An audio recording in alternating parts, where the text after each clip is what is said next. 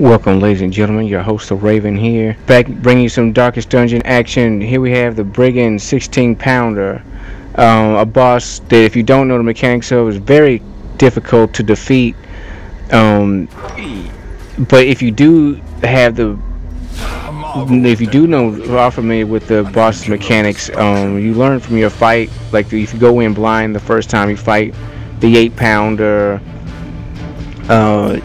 You're blind to its mechanics, and there's a high chance it'll defeat you the very first time, just for the simple fact that you don't know what you're going up against. You know, like I said, you can look at wiki or whatever. But me, I'm an old school gamer. I like to just go in. I try to go in blind 9 times out of 10. Every now and then, sometimes I get too frustrated, or you looking at other things on the internet, but you get spoiled because it's a society where information is more free flowing. So that also has that side effect that you can get mechanics or things spoiled ahead of time. But anyway, the brigand 16 pounder, the first time I fought its baby version, the 8 pounder, I was defeated. I didn't know what to do, but once I saw what was happening in the fight, and when after my defeat, I regrouped later on. I got more experience putting together parties. You have to gain the right trinkets. You have to have the right positive quirks. Lack of really devastating negative quirks. I try to stick my negative quirks. I try to stick to just those that only affect the town, like won't pray or they won't meditate or whatever, something like that. Those are fine, but things that affect battle or affect your journey to the battle, like those are the serious ones.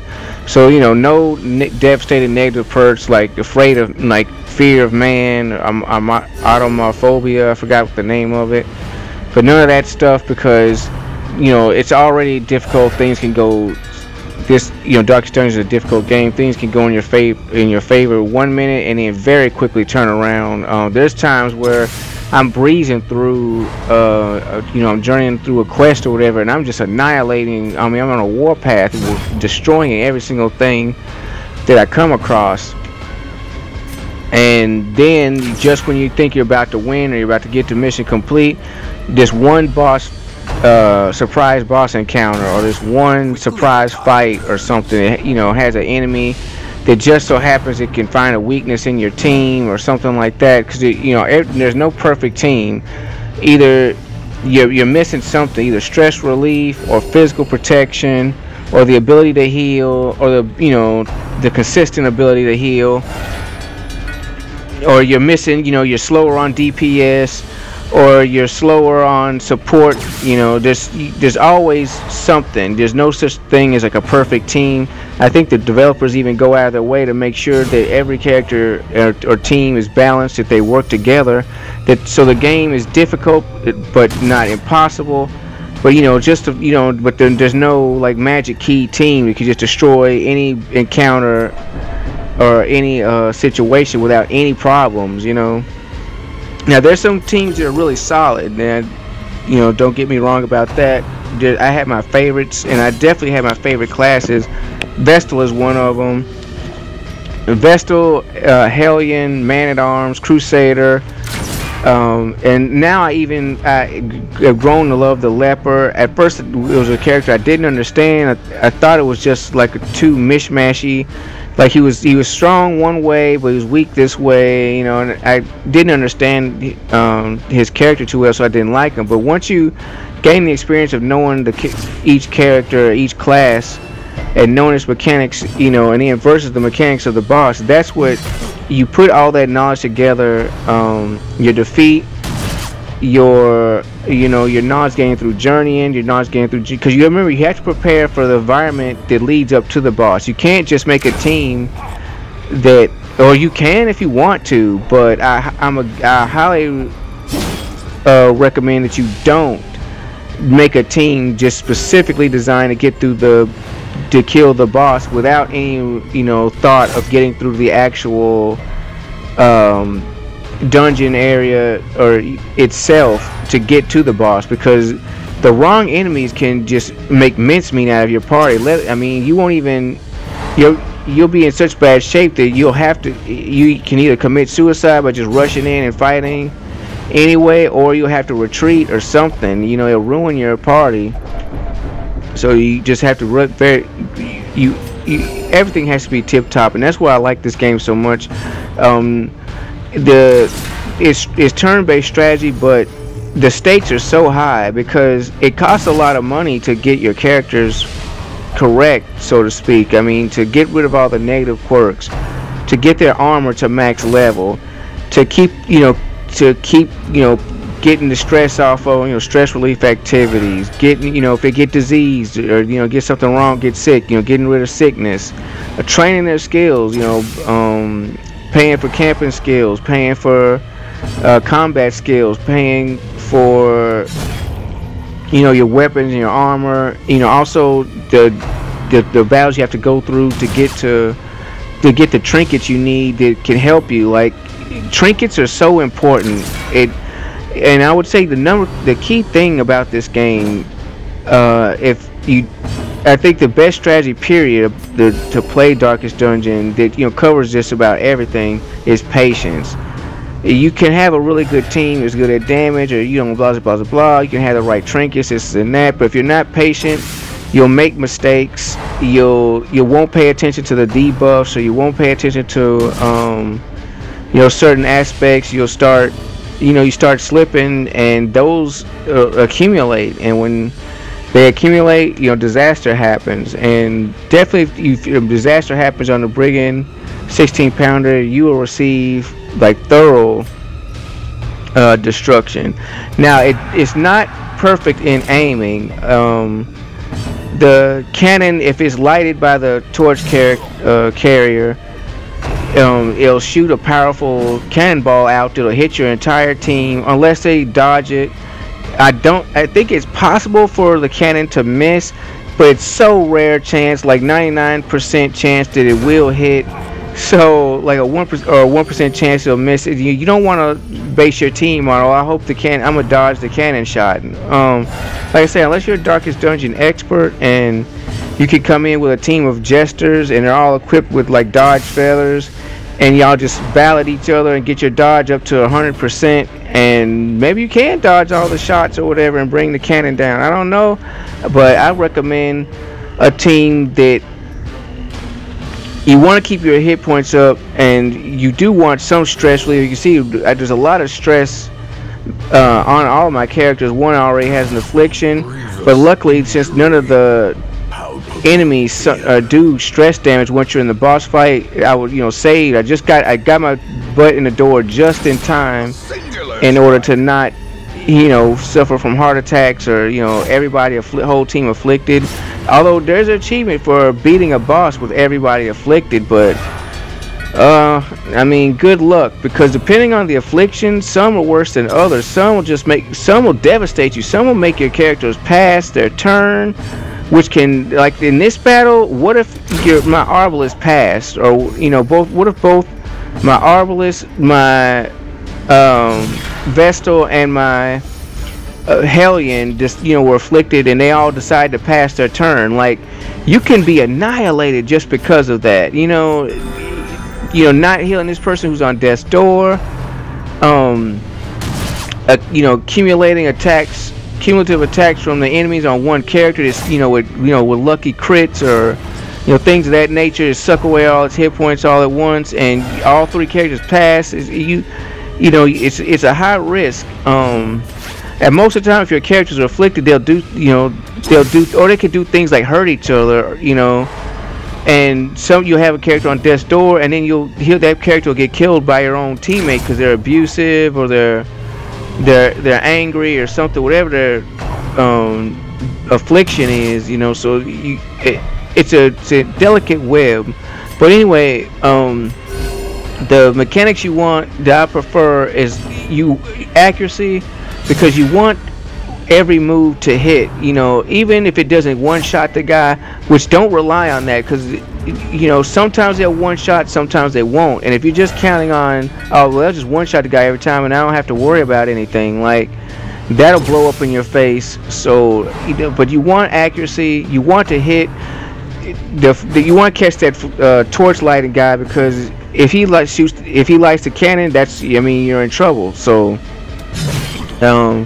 you got to reach him. You got to put bleed on him. You got to put blight on him. Whatever your mode of destruction or death is, you will rain upon him. You definitely want it to actually hit, because he dodges or the skill misses or whatever, you know, that's your butt, you know. So accuracy, period. And then also damage. You don't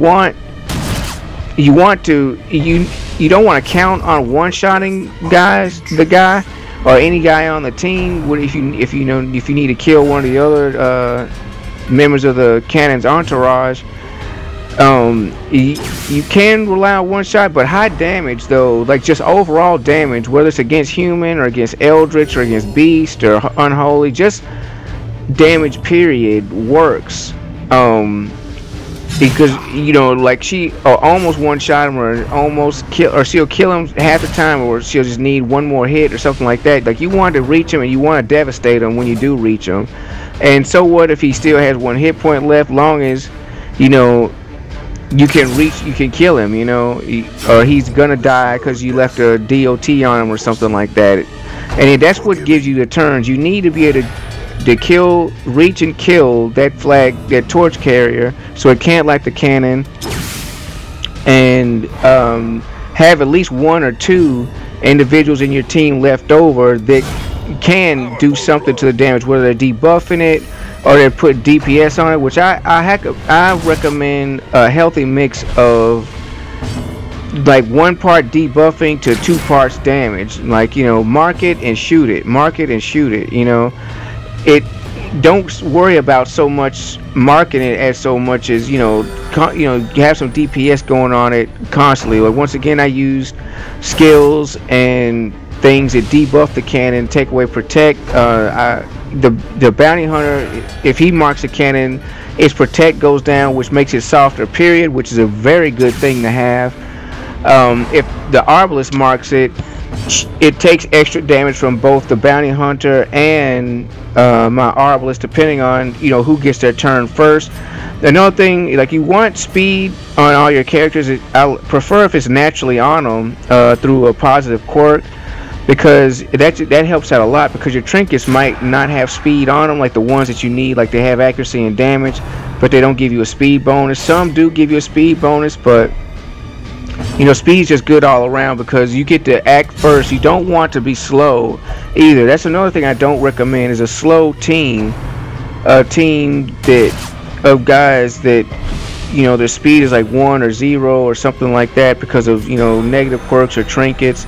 I'm not sure how fast that torch carrier is, but I wouldn't, you know, want to even think about, you know, trying to see his speed is 16. You don't even want to, like, play around with a slow team, because if he lights the torch before you can kill him, whether it's because you didn't do enough damage, like you dodged it or you missed it, or your guys were too weak and they weren't able to finish him off, or if he just gets to go first and he outguns your team and lights the torch, lights the cannon, you could die that way also. So speed, enough defense to where you can soak up the damage from the thief, the double-bladed thief, and the musketeer, and, you know, enough damage and enough accuracy to reach that torch guy, and keep it from lighting the cannon.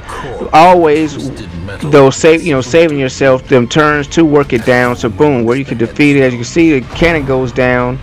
Now they're down to just these guys, which, you know, there's 3 of them, but one of them's on his dying door. So you know, if you can get the cannon down, which is your priority, the flag carrier and the cannon.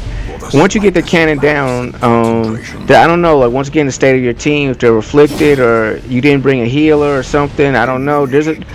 I think I fought the Brigand 12-pounder without a healer, and that was a close call. You know, I didn't have a Vestal. I think I just had an Arbalist, and you're trying to bandage people up to keep them from getting killed or on death's door or whatever, and then still try to kill off the torch carrier and find time to put damage on the cannon. So anyway, we make short work of him. That's just, it's a hard thing to do. But this time I brought a healer. I brought people who were skilled and accurate at long range damage. The bounty hunter, he's also, his axe is good against human opponents, so whenever it's time, when the cannon goes down, it's time to start cleaning house with the other guys. You know, you have that ability. Also, you want that skill to be able to get through the Weald in order to get to the Brigand 16 pounder. So anyway, long story short,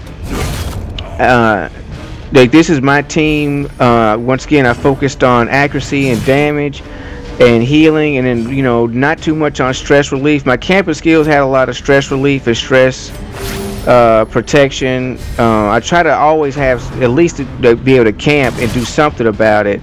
As you can see, I was able to keep my girl from having a heart attack. You know, also I was lucky that I didn't have any hallway fights before the boss. That was a blessing, because it can happen. You can get into a boss fight. You can fight the collector right before the boss, and you know, ruin your day. So anyway, Brigand 16 pounder going under. Hellion bounty hunter, arbalist, and vestal to the rescue. Boom, quest complete. I really wanted to do this because the boss trinkets are really awesome. But once again, though, patience. You make sure your team is 100% right. You know, their stress level, that, you know, they can handle the mission, armor, equipment, camping skills, no negative, you know, no devastating negative quirks. Any positive quirks that, you know, helps them stay alive in combat or deal damage or something like that. That's not conditional. You know, I recommend reinforcing those. Also, you know, just know the boss's technique, which you know, if you go in blind, though, it is kind of like a beginner's trap type of boss. You know, you don't know about the cannon. You know there's a cannon, but you don't know who's there, or if they're ghosts manning it, or what's going on. But hey, you know, there's all in a day's work. So anyway, I'm your host, Raven. I appreciate you watching. Don't forget to hit that subscribe button if you haven't subscribed already. Like the video if you like my technique. Anything you want to explain, hit me up in the comments. I'll be happy to let you know. Thank you for watching and have a great day.